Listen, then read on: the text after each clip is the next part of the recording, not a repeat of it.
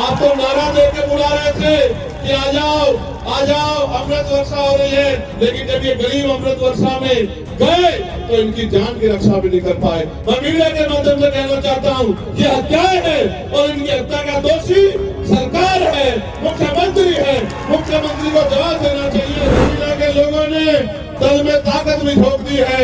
इस बार बारी मिल्कीपुर की है, मिल्कीपुर वाले भी इस बार ताकत झोंक दो, फिर आप देखना जिस तरह पार्लियामेंट में चंद्रशेखर आजाद आपकी आवाज उठाते हैं, उसी तरह लखनऊ की विधानसभा में सूरज चौधरी दहाड़ के आपके क्षेत्रों के लिए लड़ने का काम करेंगे। क्या किसकी सरकार है? 7 साल से कौन मुख्यमंत्री है? उनसे पहले कितने मुख्यमंत्री रहे? भैया आज मिल्कीपुर विधानसभा में हमारे लोकप्रिय प्रत्याशी भाई सूरज चौधरी पार्टी टीम की तरफ से आज का मेरी ड्यूटी यहां लगाई गई थी प्रचार की। इसके लिए मैं भाई सूरज जी का, यहां की जिले मंडल की टीम का बहुत बहुत धन्यवाद करता हूं। मैं अपनी बात को शुरू करने से पहले सभी धर्मों में जन्मे सभी संतों, गुरुओं और महान पुरुषों को भी नमन करता हूं। ये मिल्कीपुर के चुनाव का इंतजार हमें बहुत दिन से था कि मिल्कीपुर में चुनाव होगा और हम उस चुनाव में भाई सूरज चौधरी जी को दमखम से लड़ाएंगे। हालांकि मैंने कम समय दिया, लेकिन हमारी पार्टी के सभी सम्मानित नेतागणों ने, हमारे जिले विधानसभा मंडल प्रदेश की टीम ने यहां लगातार मेहनत की है।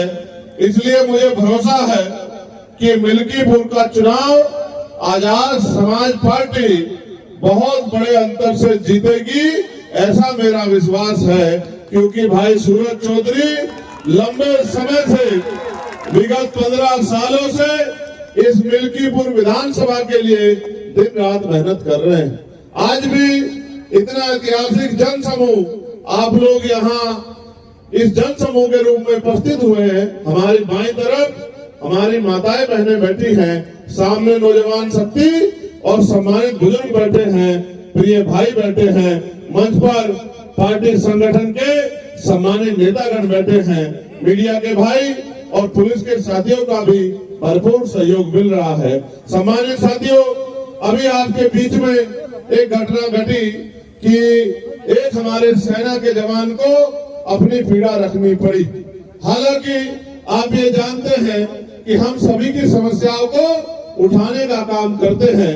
ये मुझसे पटना में मिले थे, मैंने इनसे कहा था कि जब सेशन चलेगा मैं आपकी समस्या को सरकार के सामने जोर शोर से उठाऊंगा। लेकिन क्योंकि अभी सेशन शुरू नहीं हुआ, 31 तारीख से सेशन चलेगा, तो मैं पूरी कोशिश करूंगा कि इनकी समस्या को उठाया जाए। हालांकि ये हमसे बड़ी उम्मीद करते हैं, ये इसलिए हमारी रैली में पुणे चले आए कि हमें याद दिलाया जा सके कि भाई इनकी बात को उठाना है। लेकिन ये नहीं जानते कि हमें तो हर चीज याद रहती है, हमें तो हर गरीब, किसान, कमजोर, नौजवान, महिलाओं, बुजुर्गों और प्रदेश की हर समस्या में हमारा ध्यान रहता है और रोज मीडिया के माध्यम से उन बातों को हम लोग कहते भी रहते हैं। आज जब मैं यहाँ पहुंचा हूँ तो आप और मैं जानते हैं कि उत्तर प्रदेश में किस तरह के हालात हैं, उत्तर प्रदेश में किस तरह के हालात बने हुए हैं। उत्तर प्रदेश में कल प्रयागराज में जहां महाकुंभ हो रहा है, वहां भगदड़ मच गई। भगदड़ मचने से कई लोगों की जान चली गई, बहुत सारे लोग घायल हैं, अस्पतालों में बेड नहीं है, दवाइयां नहीं है। मुख्यमंत्री जी अपनी नाकामी छिपाने के लिए मीडिया को डांट रहे हैं, पुलिस प्रशासन को डांट रहे हैं। हालांकि हमें लगता था कि भाई ये कुंभ जो है 12 साल बाद, इस बार जब नाम बदल दिया था, इलाहाबाद से प्रयागराज कर दिया था, तो अब शायद हालात बदल गई होंगी। लेकिन ये सच नहीं है। नाम बदलने से हालात नहीं बदलते, इच्छा शक्ति करके हालात बदले जा सकते हैं। सरकार की इच्छा शक्ति ही हालात बदलने की नहीं है। आज हम मिल्कीपुर में हैं, आप बताओ इस मिल्कीपुर में 60-70% मकान कच्चे हैं या नहीं है? बताओ अपने आप हाथ उठा के मिल्कीपुर वाले। ये किसकी देन है? यहाँ किसकी सरकार है? 7 साल से कौन मुख्यमंत्री है? उनसे पहले कितने मुख्यमंत्री रहे? आप ये बताओ, जिन्होंने आजादी के 75 साल बाद भी आपके कच्चे मकान नहीं देखे, आपका भूखा पेट नहीं देखा, बेरोजगारी से आपको तड़पते नहीं देखा, रोटी रोटी के लिए मोहताज नहीं दिखा, बिना इलाज और पैसे की कमी कारण मरते नहीं देखा, उनको क्या फर्क पड़ता है कि आप जियो या मरो?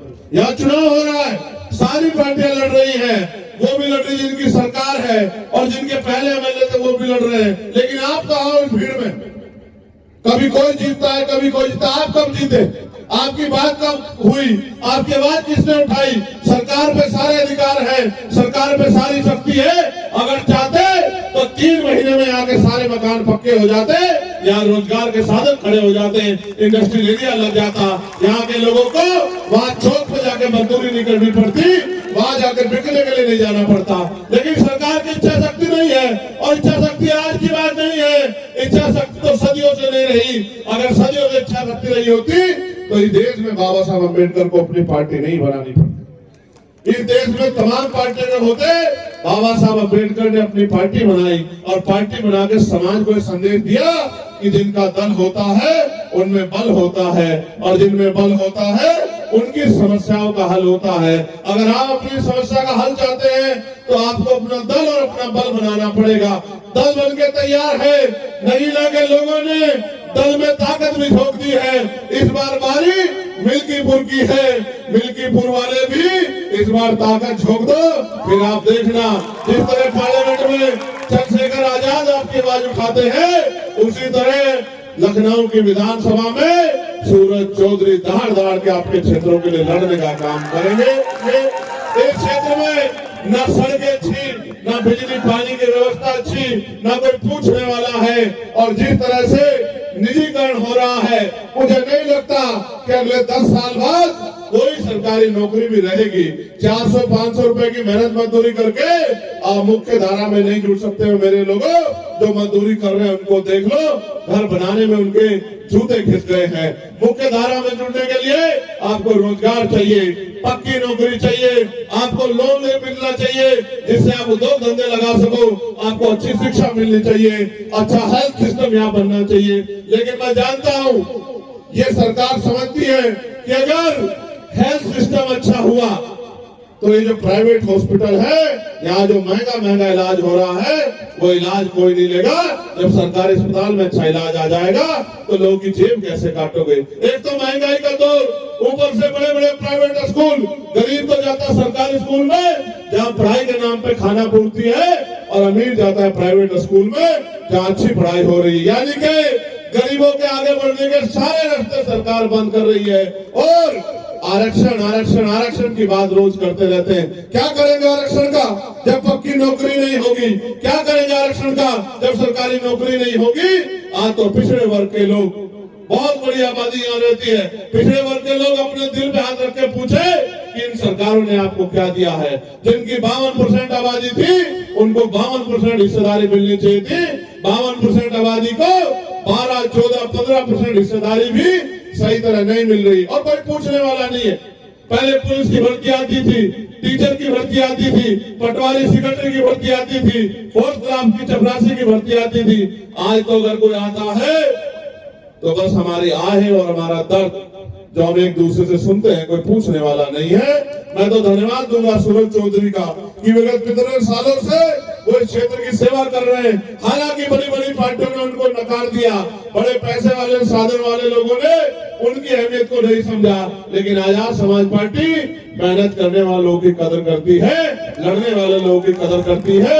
इसलिए हमने तय किया कि भाई सूरज चौधरी जी को हम लोग मौका देंगे, और सूरज चौधरी जी यहाँ से जीत के अगर जाएंगे तो आपकी आंखों में आंसू नहीं आने देंगे, आपकी आवाज उठाने का काम करेंगे।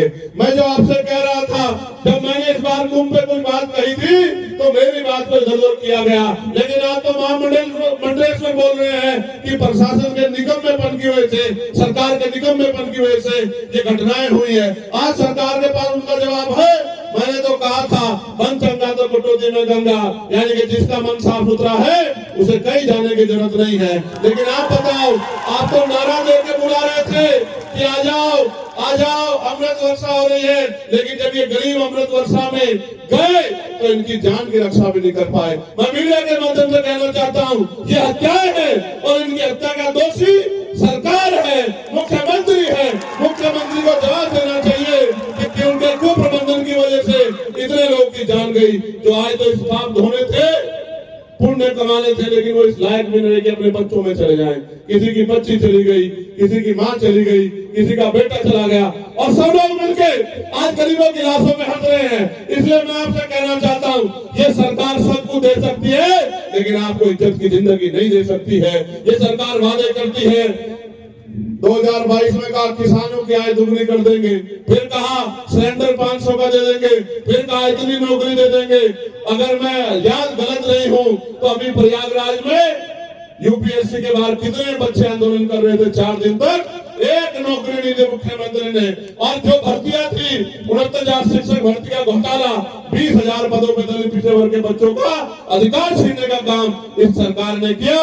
पटवारी की भर्ती में घोटाला, पुलिस की भर्ती में घोटाला, कोई पूछने वाला नहीं है। जिन गरीबों को आज तक मकान नहीं पहुंचे, उनकी हालत कैसी होगी, वो अपनी बच्चों की सम्मान की रक्षा कैसे करते होंगे। जिनका रोजगार नहीं पहुंचा, वो खाते क्या होंगे और वो अपने घर को चलाते कैसे होंगे। क्या गरीब हमेशा गरीब रहेगा? क्या गरीब हमेशा अपमानित होता रहेगा? क्या इन गरीबों के लिए इनकी आवाज उठाने वाला कोई नहीं है? ये आवाज उठाने में कहीं ना कहीं चूक हमारी भी है, क्योंकि बाबा साहब अम्बेडकर तो अपने 4 बच्चों को कुर्बानी देके हमें वोट का अधिकार देके गए थे, चली गए थे। ये वोट का अधिकार तो है कि राजा महाराजा बड़े बड़े कुर्ते वाले पैसे वाले आपकी गलियों में आ रहे होंगे, नहीं आ रहे होंगे? आ रहे होंगे, नहीं आ रहे होंगे? ये सोचो, अगर ये वोट का अधिकार नहीं होता, ये आपकी शक्लें नहीं देखते, आपकी बस्तियां नहीं देखते। हाल जाके देखो, निकासी नहीं है। हाल जाके देखो, गड्ढे बने हुए हैं सड़कों में। अभी मेरी लोकसभा में देखा था, नहीं देखा था? जब अधिकारियों को मैंने गाड़ी में बुला के दिखाया कि देखो क्या हाल है, याद है नहीं याद है? आप सोचो, जब आप में मजबूत नेता होगा तो आपकी सुनवाई होगी। मैं यहाँ बहुजन समाज के लोगों से कहना चाहता हूँ, आपने सबको मौका दिया है, एक मौका सूरज चौधरी को भी दो। भाई सूरज के हाथों को मजबूत करो, 5 तारीख को केतली का बटन दबाओ, फिर आप देखना कि 100 एमएलए वाली पार्टियां पीछे रह जाएंगी और अकेले एमएलए वाली पार्टी आजाद समाज पार्टी पूरे प्रदेश में गूंजती नजर आएगी। हर आदमी की आवाज बनेगा हमारा भाई सूरज। मैं आपसे अपील करता हूं और आपके साथ साथ अपने नेताओं से अपील करता हूं कि अगले 5-6 दिन सोना मत, ये आपकी परीक्षा है, आपकी मेहनत की परीक्षा है। मैं आपसे कहना चाहता हूं, आपने बहुत लंबे समय सेवा की है, संघर्ष किया है, उस संघर्ष को आयाम पे पहुंचाने का अवसर आ गया है। दिन रात मेहनत करो, रात का मुकाबला उनसे है जो बहुत बड़े पैसे वाले हैं, धन्ना सेठ है, जिनकी बड़ी बड़ी लेगेसी है। मगर याद रखना, काशीराम साहब कहते थे, तमन्ना अगर सच्ची हो तो रास्ते 1000 होते हैं, और तमन्ना अगर झूठी हो तो बहाने 1000 होते हैं। अगर आपकी तमन्ना सच्ची है, आपका लक्ष्य सच्चा है, आपने ठान लिया है, तो कोई आपको नहीं रोक सकता।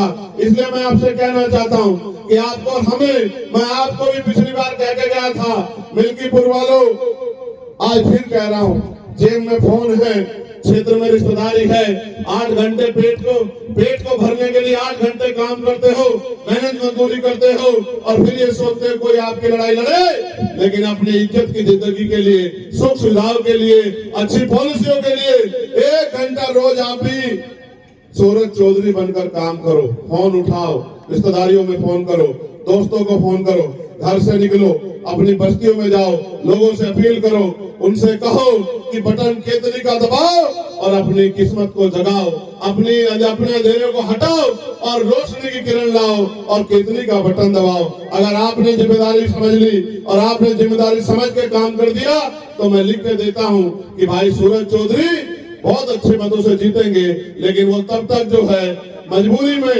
लंबे समय तक इधर उधर काम कर रहे थे, लेकिन अब वो अपने घर में आ गए हैं। और मान्यवर काशीराम साहब कहते थे कि दूसरों के महलों से अच्छी होती है अपनी झोपड़ी। बताओ इनकी मदद करोगे नहीं करोगे?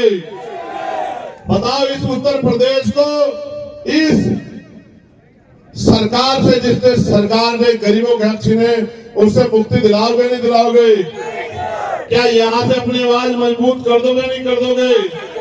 तो आज के बाद अपने आप सूरज चौधरी बन के काम करोगे नहीं करोगे?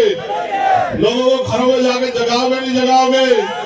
लोगों को अपना निशान बताओगे नहीं बताओगे? इस लड़ाई को आगे बढ़ाओगे नहीं बढ़ाओगे? ये आपके हाथ में है कि अगले 2.5 साल जो उत्तर प्रदेश में 2 साल बचे वो कैसे होंगे, ये आपके हाथ में है। अगर आपने समझदारी दिखाई, आपने जिम्मेदारी दिखाई, आपने अपनी वोट का सही प्रयोग किया और अगले 4-5 दिन सूरज चौधरी बनकर मेहनत कर ली, तो मेरी बात को याद रखना कि टीवी की पट्टी पर चलेगा कि मिल्कीपुर वालों ने इतिहास रच दिया। एक गरीब के बेटे को जैसे नगीना ने सांसद बनाया था, ऐसे ही विधायक बनाकर असेंबली में भेज दिया। और आप याद रखना, नसीम साहब यहाँ बैठे हैं, जिस दिन आजाद समाज पार्टी का एमएलए विधानसभा में गूंजेगा, अच्छे अच्छे की नींद हराम हो जाएगी जो गरीबों का अधिकार छीन कर बैठे हैं। मेरी बात को याद रखना, कोई ऐसा नहीं है, चाहे पुलिस के साथी हो, चाहे आर्मी के भाई हो, चाहे अर्धसैनिक बल हो, चाहे होमगार्ड हो, चाहे पीआरडी के जवान हो, चाहे आशा आंगनबाड़ी बहने हो, चाहे ग्राम सेवक हो, रोजगार सेवक हो, भोजन माता हो, सबकी आवाज को पार्लियामेंट में उठा के उनकी समस्या को हल करवाने का काम हमने पुरजोर कोशिश की है। अगर ये ताकत आपने उत्तर प्रदेश में बना ली तो याद रखना कि फिर आपकी समस्याओं पे कोई जो है चुप नहीं रहेगा, सबको बोलना पड़ेगा। बताओ, जब मैं पार्लियामेंट में गया अकेला नीले पटके वाला था या नहीं था? बताओ। और इस बार कितने नीले पटके वाले देखे आपने? और अब तो गृह मंत्री नीला पटका पहन के घूम रहे हैं और विपक्ष के नेता भी जय बापू जय भीम की बात कर रहे हैं। जिन्होंने जीते जी कभी बाबा साहब अम्बेडकर का सम्मान नहीं किया, उनके रास्ते रोकने का काम किया, वो भी जय बापू जय भीम कह रहे हैं। आप समझो ये क्यों जरूरत पड़ी? क्योंकि अम्बेडकरवादी आपका अपना भाई पार्लियामेंट में चला गया है। ऐसे ही जब ये जाएगा तो इधर का माहौल भी ऐसा हो जाएगा, यहाँ भी नीले पटके वाले आ जाएंगे, यहाँ से भी मानवता की बात होगी, यहाँ भी गरीबों की बात होगी। ये जो टैक्स के आधार पर गरीबों को लूटा जा रहा है, ये टैक्स बंद होगा। और मैं आपको कहना चाहता हूँ, समय दूर नहीं है, 27 भी हमारे सामने है। आप और हमें जुट जाना है इस बात के साथ कि अब हमें उत्तर प्रदेश को किसी के भरोसे नहीं छोड़ना है। उत्तर प्रदेश की जनता को हाथ फैलाने लायक नहीं छोड़ना है, इनका हाथ मजबूत करना है, इनके फैले हुए हाथ को मुट्ठी बना के एकजुट करके रोकना है और इनके हाथ में ताकत देनी है। इनके बच्चों के लिए अच्छे स्कूल, अच्छे कॉलेज, अच्छी यूनिवर्सिटियां, उद्योग धंधे, इंडस्ट्रियल एरिया, अच्छे अस्पताल, डिग्री कॉलेज, पॉलिटेक्निक कॉलेज, और वो सब में पढ़ाई और इलाज मुफ्त होना चाहिए गरीबों का, जिससे मुख्य धारा में आ सके, पक्की नौकरी लोगों को मिले, आरक्षण सही तरह लागू हो। और जो कुशासन, मैं इसको कुशासन इसलिए कहूंगा, आपने देखा होगा गोरखपुर में 2 बच्चों को रात उनके परिवार से चित्तौड़ साहब मेरी बात हुई, वो मां कह रही थी कि सब आगे हैं, कोई मदद नहीं कर सकता, आप आओगे तभी मेरी मदद होगी। उनके 2 बच्चों को जो शौचालय गए थे, उन दोनों को मार दिया। आज 8 दिन हो गए हैं, 8 दिन। अलीगढ़ में जहां बाबा साहब की स्टैचू लगी थी, वहां रात पुलिस ने लाठीचार्ज कर दिया, सैकड़ों लोगों पे मुकदमा हुआ, महिलाओं को पीटा गया। मैं क्या क्या बताऊं आपसे, कभी संभल में मारते हैं, कभी अलीगढ़ में मारते हैं, कभी गोरखपुर में मारते हैं। यहाँ जो भी अपनी बात उठाएगा, चाहे वो दलित हो, वो मुसलमान हो, वो पिछड़ा हो, वो गरीब हो, सामान्य जाति का भी हो, उन सबको लाठियों का शिकार होना पड़ता है। मैं आपसे कह रहा हूं, इस तानाशाही शक्ति को अगर कोई रोक सकता है तो ये नीले झंडे वाले रोक सकते हैं, इनके अलावा कोई नहीं रोक सकता। उसका कारण है क्योंकि नीले झंडे वाले जहां खड़े हो जाते हैं, ये कदम पीछे नहीं हटाते। इस बार मिल्कीपुर में इतिहास लिखने का मौका आप पे आ गया है। दिन रात एक करके मेहनत कर लो तो याद रखना, दिल खुश हो जाया करेगा जब सूरज चौधरी यहाँ के मुद्दों पे असेंबली में बोला करेगा, आवाज उठाया करेगा, आपके मन में खुशी हुआ करेगी कि हमारा वोट कामयाब हो गया। वरना ये जो शक्ति बाबा साहब ने दी है, जिसको चाहे कुर्सी में बिठा दो, जिसको चाहे पटक दो, इसका कोई फायदा नहीं होने वाला जब आपके बीच के लोग चुन के नहीं जाएंगे, आपके हमदर्द नहीं चुन के जाएंगे। मैं आप सबका यहाँ पहुंचने में बहुत बहुत धन्यवाद करता हूँ और मैं आपसे कहता हूँ कि दोनों हाथ उठा के और अपनी जगह पे खड़े होकर भाई सूरज चौधरी को आशीर्वाद दीजिए कि भाई सूरज चौधरी जो है इस लड़ाई में आपके आशीर्वाद और सहयोग से जीत कर आए और आपकी सेवा करें। मैं धन्यवाद दूंगा भाई मानस राय जी का, मनोज चौधरी जी का, हमारे नेता राहुल भारती जी का, हमारे नेता देवेश कुमार पिंटो जी का, आशुतोष भारती जी का, मुनव्वर हुसैन जी का, अजय कुमार जी का, सुनील निषाद जी का, रुपेश राव जी का, ओम प्रकाश जी का, इस्लाम राणा जी का, दूधनाथ यादव जी का, मुकेश कुमार गौतम जी का, विष्णु प्रताप जी का, रविकांत जी का, आकाश जी का, संजय रावत जी का, विशाल अम्बेडकर जी का, भोला भारती जी का, धनी आजाद जी का, हरिराम जी का, विकास चौधरी जी। अगर किसी ने उठाई तो वो चंद्रशेखर आजाद ने पार्लियामेंट में उठाई, बाकी कोई इतनी हिम्मत भी नहीं जुटा पाया। मैं तो आपसे कह रहा हूँ अभी तो अकेला चंद्रशेखर है, आप अपनी ताकत बढ़ा दो। जितना विपक्ष पे यहाँ ताकत है, इतनी ताकत जितनी चंद्रशेखर आजाद में होगी, पूरी सरकार आपके चरणों में दस्तक देगी, आपकी गली मोहल्लों में घूमेगी। आज जिन अधिकारियों को मिलने जाते हो, दफ्तरों के बाहर खड़े होते हो, जहाँ बिना पैसे के काम नहीं होता, भ्रष्टाचार इतना बढ़ गया है, कल वो अधिकारी आपके दरवाजों पे आके पूछा करेंगे। और अगर नहीं जानकारी है, नहीं विश्वास है, तो नगीना में जाके पूछो कि वो अधिकारी गरीबों से पूछते हैं कि आपकी क्या मदद हमें करनी है, आपकी क्या समस्या है। चाहे किसी के जॉब कार्ड की समस्या हो, चाहे किसी माँ बहन की बुजुर्ग के पेंशन का मामला हो, चाहे गली सड़क नाली खड़ंजे का मामला हो, चाहे लाइट का मामला हो, आज वहाँ बदलाव हो रहा है। ये बदलाव आपने किया वोट की शक्ति से, मैं आपका धन्यवाद करता हूँ। लेकिन इस बदलाव को और आगे तभी बढ़ने का मौका मिलेगा जब भाई आप सूरज चौधरी के ऊपर भी यही प्यार बरसाओगे, यही आशीर्वाद दोगे जो आपने मुझे दिया है। इसलिए मैं अपनी बात को समाप्त करते हुए यहाँ मिल्कीपुर के बहुजन समाज के लोगों से कहना चाहता हूँ कि आप कहते हैं कि भाई हमारी आवाज नहीं उठती, हमारा पक्का नेता नहीं है, हमारे नेता अंधविश्वास पाखंडवाद की गोद में घूम रहे हैं। तो यहाँ तो आजाद समाज पार्टी राष्ट्रपिता ज्योतिबा फूले से लेके साहू जी महाराज, डॉक्टर बाबा साहब अम्बेडकर, पहले ललित यादव, महामना राम सुवर्मा, बाबू जगदेव प्रसाद कुशवाहा, जननायक कपूरी ठाकुर, मां बिजली पासी, तमाम जितने महापुरुष, राजा बिजली पास, जितने महापुरुष हमारे यहाँ हुए हैं, उन सब की विचारधारा पे मानवर काशीराम साहब, दीना भाना वाल्मीकि साहब, सबकी विचारधारा पे आगे चल रही है। आप मौका तो दो, फिर देखना किस तरह से बहुजन समाज का आंदोलन आगे बढ़ता है। मैं पुनः बहुजन समाज के लोगों को सतर्क और जागरूक भी करना चाहूंगा कि अगर आपने गलती की तो फिर आप पछताना मत, क्योंकि सरकार से अगर कोई आंख से आंख मिला के लड़ सकता है तो आप बताओ वो कौन है? जोर से बताओ, जोर से बताओ। तो बताओ, हाथों को मजबूत करोगे नहीं करोगे? पक्का भाई सूरज की मदद करोगे?